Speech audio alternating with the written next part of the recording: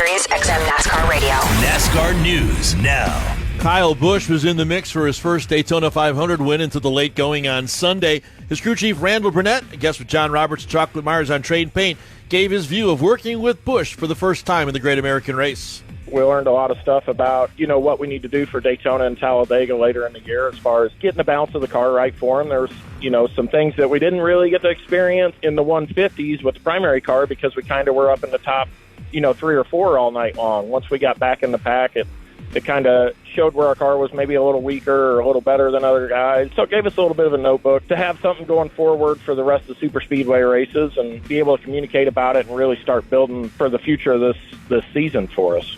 Now that Daytona is in the rearview mirror, NASCAR off to Auto Club Speedway in Fontana, California this weekend. NASCAR Senior Vice President of Competition, Elton Sawyer, explained to us earlier today on TMD about going out to Fontana this weekend and the future of racing in Southern California. That track has delivered some great racing. As far as what 2024 looks like, I don't honestly know to be straight up with you on that. I don't. So, but I do know that as we get there this weekend, we're gonna see some great racing and hopefully it's a great market for us in Southern California. As you mentioned, the Clash and Auto Club. So I'm sure we'll have a presence there as we go back into the 24 season. Pitchers and catchers have reported to Arizona and Florida. Spring training is underway. MLB Network Radio brings you the latest news and rumors on position battles, player movement, the World Baseball Classic, and more on MLB Network Radio, Sirius XM 89, and on the SXM app. That's the Morning Drive News for Tuesday, February 21st, 2023. I'm Pete Pistone. Now, a power move. Battle for the lead now. Tightens up in turn 3. He'll dive to the bottom. He's going for the lead. Hard, strong power move to the bottom of the racetrack. Now, this week's edition of Pistol Pete's Power Rankings. The 2023 NASCAR Cup Series season has officially begun with Sunday's running of the Daytona 500. Here's how the 10 drivers stack up in this week's edition of the Power Rankings after the Great American Race. 6 drivers have dropped out from our preseason power rankings. That list includes Chase Elliott, Kyle Larson, William Byron, Brad Keselowski, Kyle Busch, Tyler Reddick, and Chase Briscoe. So those drivers, actually, Kyle Busch, Tyler Reddick, Chase Briscoe have dropped out. A new face that's in starts at number 10, and that is Brad Keselowski. And he didn't get to finish to back up his performance, but he looked very strong. Brad Keselowski led a race-high 42 laps on Sunday in Daytona before winding up 22nd, getting caught up in an incident late in the race. So a very strong outing for Brad Keselowski. He displaces one of 6 drivers that dropped out from a week ago. He's 11th in the point standings, and Brad Keselowski, number 10 in the power rankings. Another new face in the number 9 position. He was not ranked in our preseason power rankings. Daniel Suarez. Not an easy day by any means for Suarez. Somehow, he was able to pilot his battered and bruised Trackhouse Racing Chevy home to a top 10 Daytona 500 finish. So incidents throughout the day, but Daniel Suarez able to persevere. He is number 12 in the point standings, number 9 in the power rankings. Number 8, a guy who was in last week's power rankings in the preseason top 10, and he hung on to a spot, although he dropped down a couple of positions. We had him 6th going into the year. He's 8th this week. It is Denny Hamlin, and quite honestly, not much of a shot at a 4th Daytona 500 win for Hamlin. Found himself without help there when he needed it the most, and the Joe Gibbs Racing driver posting a disappointing 17th place finish in the Great American Race. Denny Hamlin comes out of Daytona and race 1, sitting 19th in the NASCAR Cup Series point standings. We'll move to number 7, another guy who was not ranked in our preseason rankings, but he raced his way in this week. It's Alex Bowman. And he had a lot of speed in qualifying, started the race from the pole position once again, and Bowman was actually able to back up that run with a day near the front of the field. And he started the campaign of 2023 and his new crew chief Blake Harris with a top 5 finish. He is 5th in the point standings. Alex Bowman, number 7 in the power rankings. Number 6, another guy who was not in our preseason rankings, and another guy that had an unlikely finish when you see how his day started out. It's Ryan Blaney. He suffered huge problems early on, but again, Blaney and company kept digging, and when all said and done, he ended up coming home somehow, some way, with an 8th place finish in the Daytona 500. Ryan Blaney, number 7 in the point standings, number 6 in the power rankings, and that takes us to the top 5. Number 5. Eric Almirola again leads the lane down low, but he's going to lose Chris Buescher. Buescher goes to the high lane. He's getting a shove from Keselowski. Chris Buescher goes to the lead in 3. The guy who led a lot of laps there, including 32 at the front of the field, and races his way into the power rankings is indeed Chris Buescher, one of the day's most pleasant surprises. Like his RFK teammate, Brad Keselowski, he spent a huge deal of time at the front of the field, and his finish of 4th was a huge shot in the arm for a team that's looking for better things in 2023. He is 2nd in your conversation earlier about who did well and came out of Daytona in terms of the points. 2nd in the point standings. Chris Buescher, number 5 in the power rankings. This was one of those situations to where I thought he had the opportunity to win. Talked about this yesterday. The ending of the 500 toyed with the emotions of a lot of different people. The ones that obviously fell out of your power rankings, but Brad Keselowski and Chris Buescher for a moment looked like they had a shot to win. That was about 3 or 4 different waves of new faces at the front of the field before the end of the 500. But I thought for a moment RFK had a shot to win the Great American Race and start their season off with a win. But I like where he is. He, meaning Chris Buescher, and even Brad as well. Both cars in the top 10 of your power rankings, but Chris Buescher, that is, having an opportunity to win, but it showed that they flexed some muscle at the end of the 500 on Sunday. I like that. They combined to lead 74 laps, and again, they were working together perfectly, and had the thing not happen at the end with the extra cautions, who knows what we'd be talking about with Roush Fenway Keselowski Racing. So Chris Buescher comes in at number 5. Number 4. Right now, Christopher Bell's got it. He's got the lead midway down the super stretch. Christopher Bell made a couple of moves here the last couple of laps, and he has shifted to the high lane. He is leading, and he's bringing others along for the ride as well. All right, there's Bagman from the MRN broadcast on Sunday of the Daytona 500, talking about a guy who was in our preseason power rankings last week, and he backed it up with a good finish on Sunday. Indeed, it was Christopher Bell. He was actually number 5 in our preseason power rankings. We'll move him up to number 4 this week, and he was by far the best Toyota of the weekend. His third-place finish included 20 laps at the point, and with a little help, who knows if Bell might have found his way to victory lane. He is 4th in the point standings, and a nice way to end what was a good finish to last year with a good run here to kick off 2023 in the 500 for Christopher Bell. And for me, this is an extension of 22, and because of this, he is one on my short list to watch this weekend at Fontana. Can the 20 team come back, be in the mix, be up front, maybe leading laps, and be in contention to win the Pala Casino 400 or the Pala Casino 400 on Sunday at Fontana? This is one of very few teams, Speedy, where I feel they're taking their successes of last year, building on them, and getting to it quicker than some of the others. The 20 team is in the back of my mind for this weekend, and one that I expect to do well. Question is, will they? We'll find out all together on Sunday. Well, we talked all offseason about who was the best team at Joe Gibbs Racing. Certainly last year was Christopher Bell, making it to the championship 4, and certainly you cannot argue to start the year, at least with one race in the 500, is Christopher Bell for Joe Gibbs Racing. So he comes in at number 4. Number 3.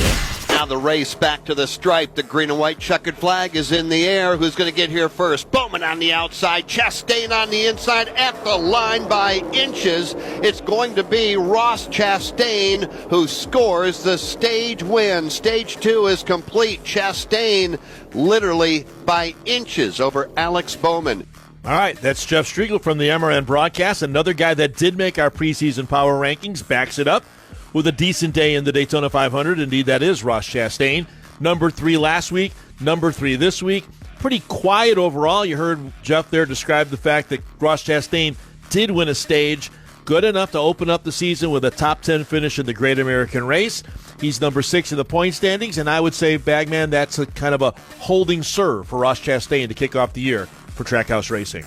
Were you surprised that we didn't see more out of him? Yes. He was up front every now and then, but for the most part, outside of winning that stage, the back half of the race, the ending of that race, he just wasn't really in the mix. Now, there was times he couldn't get out of his lane to go do anything, but he never flexed the muscle enough to be a part of the proceedings towards the end of the race. Yeah, I completely agree. That's why I said it, a pretty quiet day. I mean, actually, when you think about it, just winning the stage like you just heard, that was the highlight of his day. I thought he'd be a little more aggressive, but I think he got caught, as you just said, sort of in the lane that wouldn't move and got a little stuck in the middle there. But he'll take a top 10 finish to start the year. Ross Chastain coming in at number 3.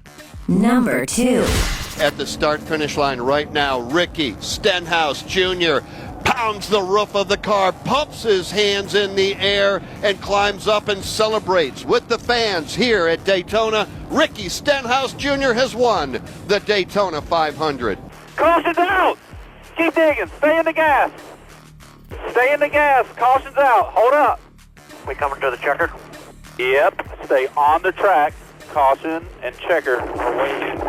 47, then to 22. Daytona 500, baby! Let's go, boys! Woo! Yes. The jubilation from inside the car, the 47 car, the Daytona 500 winner, Ricky Stenhouse Jr., definitely races his way into the power rankings, delivering another underdog story there. Daytona 500 winner Ricky Stenhouse Jr., JTG Doherty racing the first single-car operation to win the 500 since Trevor Bayne did that for the Wood brothers back in 2011. He led just one time for 10 laps, and he was in front there when the final caution ended the race. So we'll see. The question now again, how much can they back up their performance? But for sure, Mike, when you win the Great American Race, you're going to race your way into Pistol Pete's power rankings, and they did. Well, they said that they've made gains. They feel they've made gains over last year. And to me, we're going to get a good glimpse of that this weekend on the 2 Mile Auto Club Speedway. Drafting tracks, super speedway is one thing, but how's the car going to react, and how will the car race on tracks where you're not dependent of the draft? He's also on my list for this weekend, the 47. Got the 20 and the 47. Can they back it up? Fingers crossed that they can. That would be a great story here in the early going of the season, I think. So Daytona 500 winner Ricky Stenhouse Jr., number 2 in the power rankings, which takes us to the top of the mountain. Number 1. Back it down. Several stopped at turn 2. Copy. Damn it. I don't know. Maybe. Past the 20. He did maintain pace for sure. 47, then 22. Yeah. Good job, guys. All right, there's in-car radio communication, the Shell Pennzoil for the driver, Joey Logano, when he found out he came up just a little short of winning the Daytona 500. He was our number 1 driver in our preseason power rankings. He's number 1 in the point standings, and he winds up starting the year with a runner-up finish in the Great American Race. So his quest for a second straight title begins with a second-place finish at Daytona, but you heard they were disappointed, but still, you come out of there when you're Joey Logano and Paul Wolfe and that crew, Mike, finishing second. Still a pretty solid start to the season for the 22 team. Solid in the dual race. He won his, and then he almost won the 500. I wonder how the sting feels when you come that close and you see it just slip through your fingers. In this case, a couple of feet here or there. You're a Daytona 500 champion for the second time through that event chain that we saw at the end of the. I just can't imagine trying to process being so close, but then missing it by what seems to be a mile, even though it really wasn't that far. That's got to be rough. It's got to be horrible. Yeah, had to sting the way it did, but still, they come out of that with a second-place finish. So as the NASCAR Cup Series season heads out west to Auto Club Speedway on Sunday for race number 2 of the season, it is Joey Logano on top of the power rankings. That was this week's edition of Pistol Pete's Power Rankings. Now back to you, Bagman.